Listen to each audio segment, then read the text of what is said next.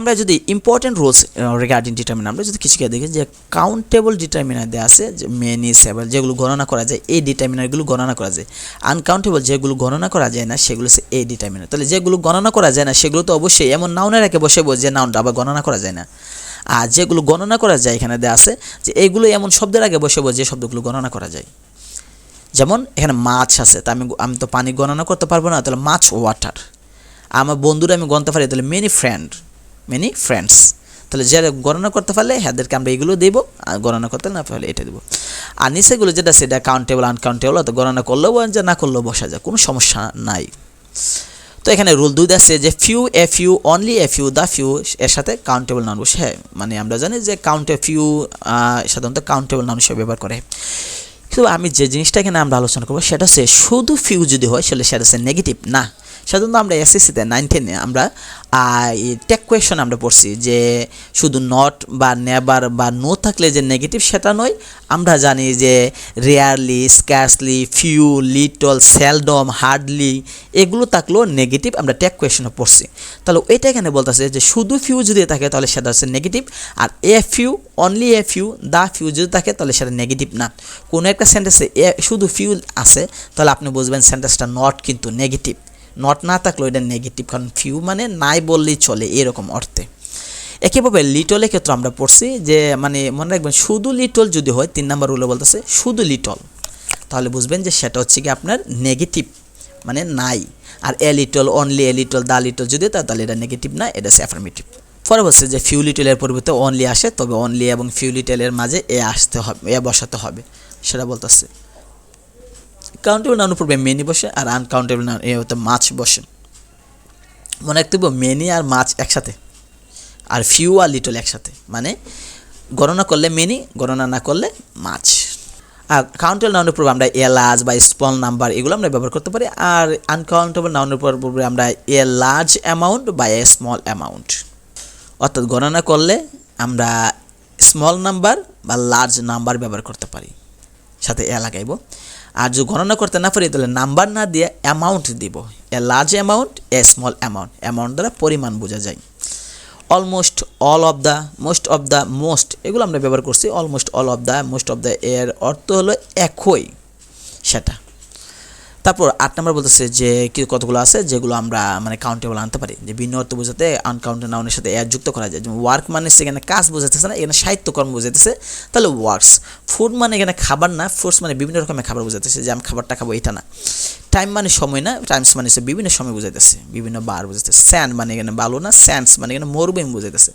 Water মানে এখানে পানি বোঝাইতেছে না, ওয়াটার মানে ওয়াটারের সাথে এস লাগাইছি, এই কারণে এটা জলাশয় বোঝাইতেছে। অন্য অর্থ হইলে আমরা এস দিতে পারবো। 9 নম্বর বলতেছে যে কিছু ডিটারমিনার আছে সাধারণত নেগেটিভ ইন্টারগেটিভ সেন্টেন্সে বসে, এবং কিছু ডিটারমিনার শুধু পজিটিভ বসে। আচ্ছা, এটা খুবই দরকার। কতগুলো শব্দ আছে যে আপনার নেগেটিভে বসাতে পারবেন, ইন্টারোগেটিভে বসাতে পারবেন। যেমন আছে মেনি, মাছ, এনি, এটা নেগেটিভে বসাতে পারবেন, ইন্টারোগেটিভে বসাতে পারবেন। আর কতগুলো আছে যে নেগেটিভ বা ইন্টারোগেটিভে বসাতে পারবেন না, শুধু পজিটিভ অ্যাফার্মেটিভ সেন্টেন্স হাবোদক এটা আমাদের বসাতে পারবেন। সেটা হচ্ছে some, all, a lot of, a great deal of. এই শব্দগুলো নেগেটিভে বসাতে পারবেন না, ইন্টারোগেটিভে বসাতে পারবেন না। এটা ঠাডা মুখস্থ রাখতেই হবে। রুল 10 নম্বর বলছে যে অ্যানাফ শব্দটি নাউনকে কোয়ালিফাই করলে এর পূর্বে পরে ব্যবহৃত হতে পারে, কিন্তু অ্যাডজেক্টিভ অ্যাডভার্বকে কোয়ালিফাই করলে অ্যাডজেক্টিভ বা অ্যাডভার্বের পরে বসাচ্ছে। অ্যানাফ শব্দ যথেষ্ট, এটা যদি নাউনকে মানে বিশ্লেষণ করে তাহলে আমরা বলতেছি যে নাউনকে কোয়ালিফাই করলে নাউনের পূর্বে দেব। আর যদি নাউন না বুঝে মানে অ্যাডজেক্টিভ বা অ্যাডভার্বকে বিশ্লেষণ করতেছে তাহলে আমরা সেটা পরে দেব, এটাই বলতেছে। তো এখানে সেলফ প্র্যাকটিস দেওয়া আছে, আপনারা জয়কলি বাংলা বিচিত্রা আছে, ইংরেজি বিচিত্রা আছে, জয়কলি জিকে আছে, এগুলো পড়লে অ্যাডমিশন টেস্টের জন্য খুবই ভালো হবে। তো এখানে ইংলিশ বিচিত্রা এই যে আমরা থেকে সেলফ টেস্ট ঢাকা বিশ্ববিদ্যালয়ে আসছে প্রশ্নগুলো, পাশে কিন্তু ব্যাখ্যা দেওয়া আছে যে প্রশ্নগুলো আছে। আমরা কিছু যদি আমরা দেখি, সবগুলো তো দেখার দরকার নাই, তো আপনারা প্র্যাকটিস করলে আপনারা এগুলো পারবেন যে কোনটা কীভাবে হবে। তো আমরা যদি এখানে খেয়াল করে দেখি 22 নাম্বারটা যদি আমরা খেয়াল করে দেখি, না এটা অনেক আগে আসছে 98-99 সালে, এত পুরানো দেখে লাভ নেই। আচ্ছা, তো আমরা যদি উপরে দেখি যে কতগুলো প্রশ্ন যদি আমরা দেখি, যে এখানে খেয়াল করে দেখেন যে এখানে দেওয়া আছে যে উই হ্যাভ নট, 3 নাম্বারটা, we have not been given these update on the patient's condition. উত্তরটা কী হবে? সাম দিছে, কেন? ব্যাখ্যা পাশে দিছে। যে ট্রাভেলিং এখানে লাইক ভার্ব এর অবজেক্ট হিসেবে ব্যবহার হওয়ায় এটা জিরান, আর জিরান সর্বদা নাউন হয়, সেটাই বলতেছে।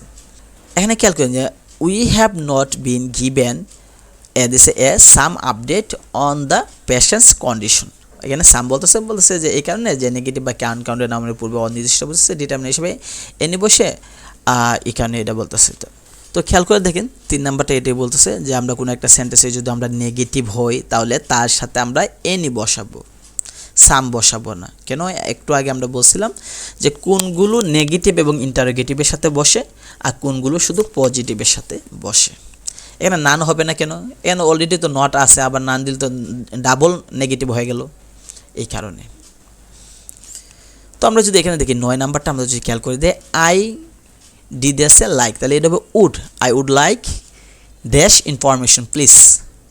9 নম্বর উত্তর দেশে খেয়াল করে দেন, বি দে আছে সাম ইনফরমেশন প্লিজ। কেন?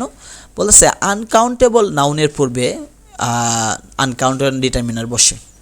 আচ্ছা, বলতেছে কি যে ইনফরমেশন শব্দ অর্থ হচ্ছে তথ্য, যেটা গণনা করা যায় না, সেটা হচ্ছে আনকাউন্টেবল নাউন।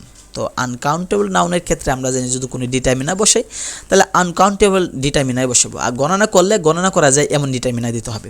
তাহলে এখানে এন, ফিউ, পিচ এগুলো গণনা করা যায়, এখানে সাম গণনা করা যায় না, এটাকে বলে আনকাউন্টেবল ডিটারমিনার। উপরে আমরা পড়ছিলাম যে একটা লিস্ট দেওয়া আছে যে কতগুলো আছে গণনা, মানে আনকাউন্টেবল, আর কতগুলো আছে কাউন্টেবল, আর কতগুলো আছে যে কাউন্টেবল আনকাউন্টেবল দুইটার মধ্যেই বসে। এই লিস্টটা আপনাকে মনে রাখতে হবে। কোথায় যেন লিস্টটা আছে একটু দেখাই দিই, এই যেখানে দেওয়া আছে দেখেন, countable determiner, uncountable determiner, countable এবং আনকাউন্টেবল দুইটার মধ্যে বসে। তো এগুলো আমাকে মুখস্থ রাখতে হবে।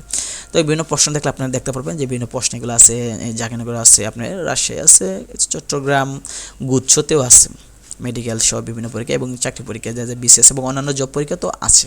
এবং সবার শেষে একটা সেলফ টেস্ট আছে, ওইখানে আপনি একটা পরীক্ষা দিতে পারবেন এই অধ্যায় সম্পর্কে যে কতটুকু আপনি পারছেন। তো এই হলো আজকের অধ্যায়। নেক্সট অন্য কোনো একটা অধ্যায় নিয়ে আমরা আলোচনা করব।